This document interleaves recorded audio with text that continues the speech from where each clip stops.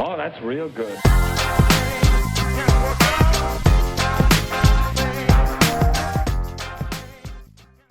Hello everyone, and welcome to our channel Penny Lesson. We talk about everything finance, from tips on making money and proper investing to news about the different economies and situations affecting the global markets. The goal of this channel is not only to teach you how to be more financially responsible but also to teach you how to be more aware of global events. So why not just sit back and relax while we tell you what's happening in the finance sphere? Be sure to subscribe to my channel and hit the notification bell to be constantly updated on my latest videos. Remember, one penny lesson a day keeps being penny less away. Saving money is really not enough to make anyone rich. There's more to being rich than just having money or saving money. Today, from James Clear's Atomic Habits, I will give you 5 key takeaways that you can use in your daily life to become rich.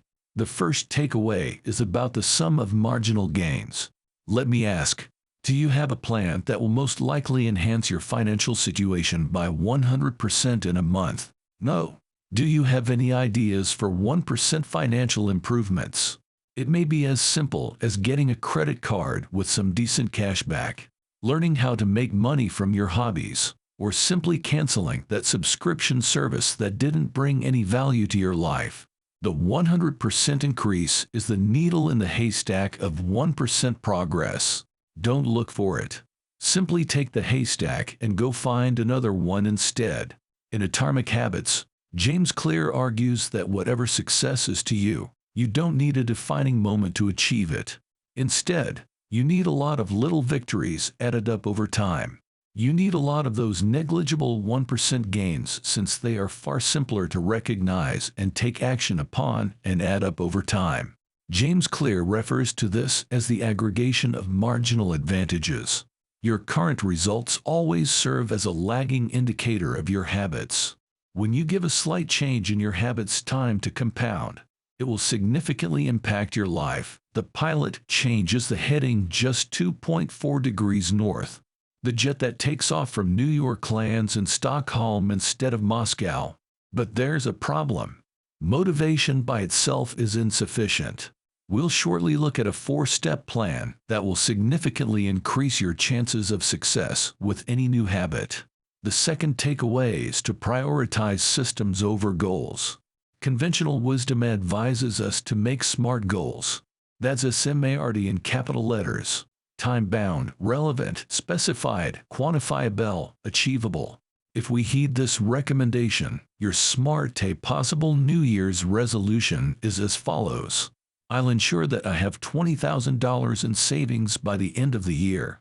Although it seems like a solid plan, James Clear argues that even intelligent aims are foolish, especially regarding long-term success and accumulating marginal gains. This is why goals are, by nature, just transient changes. Although $20,000 is a sizable sum, a frivolous person cannot blow through it. Setting goals is not particularly inspiring. Once you've scored, the game is yours to keep. In a way, you are telling yourself that X has to happen before you are happy. Happiness shouldn't be reserved just for you in the future. We want to question, what makes it so that I can have $20,000 in my savings account by the end of the year, instead of what makes it so that I can achieve that goal? The method and procedure that will get you there should be noted.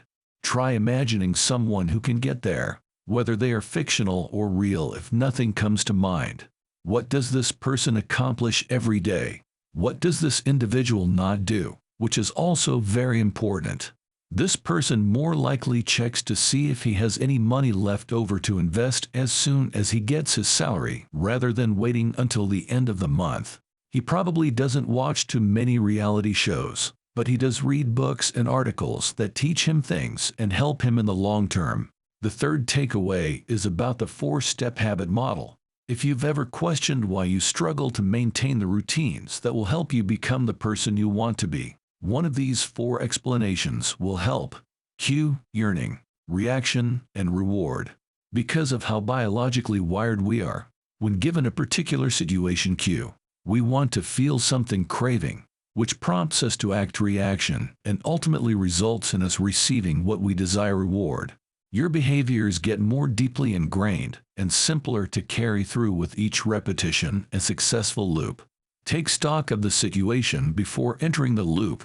Make a habits scorecard where you list your daily activities and indicate next to each habit whether it is helping you become the person you want to be or not by writing a plus positive, equal sign neutral, or negative next to it.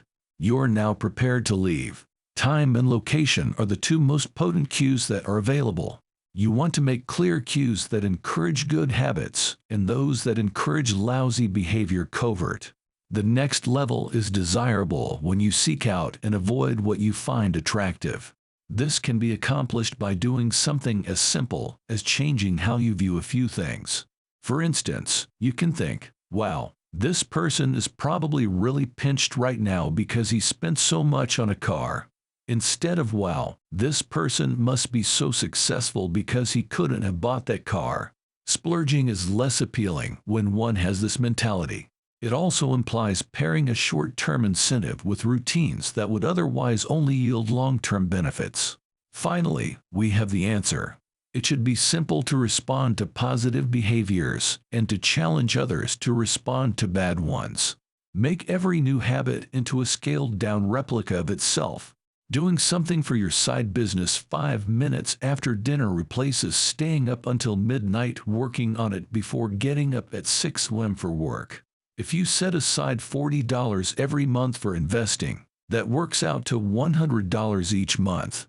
The goal is to participate, log reps, and increase the likelihood that you will join by not committing too much right away. The reward comes last and should be satisfactory for positive habits and unsatisfactory for negative ones. The streak is a surprisingly good tool to utilize. It also works the other way around. I dread snapping my lines. The use of images is crucial here. Make a clear green check mark on an almanac on your refrigerator for each day you practice a positive habit. If not, draw a big red cross. But avoid missing twice. You're much more likely to maintain the behaviors you want to have, and avoid the ones you don't if you can correct these 4 things. There is also something you can do that might be even more effective. The 4th takeaway is about establishing your habits in the deepest layers. Change occurs on 3 levels: outcomes, processes, and identity. We've concluded that systems, or operations, are more potent than results or goals, but the most potent habits originate in the deepest layer: identity. Here is one instance. I'm attempting to stop smoking. I don't smoke. Which one do you consider to be more potent? Saying that you want something is one thing. Claiming that you are the person who has it is quite another. Identity and habits are mutually reinforcing. Identity and patterns are continually mutually reinforcing. Let's say you want to develop that aspect of your identity. In that scenario, one of the most effective things you can do is join a group of people who are committed to your views. Lastly, practice the habit of 80% exploiting and 20% exploring. Boredom is the adversary of habits that help you move in the right direction.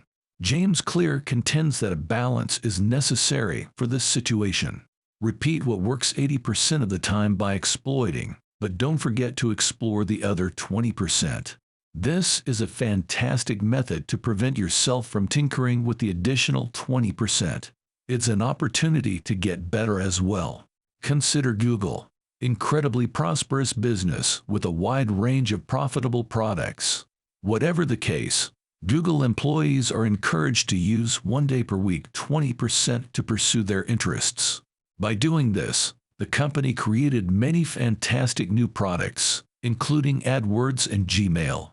I believe that a similar strategy may encourage further exploration of the pots of both you and me.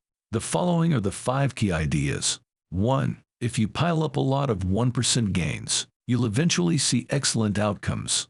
2. The score takes care of itself when you have a sound system. 3. If you are experiencing problems maintaining a particular habit or a system of habits, the cue, craving, response, and reward loop may hold the key. 4. The deepest rooting of behaviors is when you make them a part of who you are. Lastly, fifth, repetition of what works 80% of the time and self-renewal of the other 20%. Wow, was that news? Why not ponder it? Want to know the latest? Comment if you want more articles like this. This video is just one of many videos on my channel that brings you the latest news about the world of global finance and economics. So go hit that subscribe button if you don't miss out on content like these. If you enjoyed this video, please hit the like button. Thank you for all your support, and I'll see you again next time. Remember, one penny lesson a day keeps being penny less away. Cheers.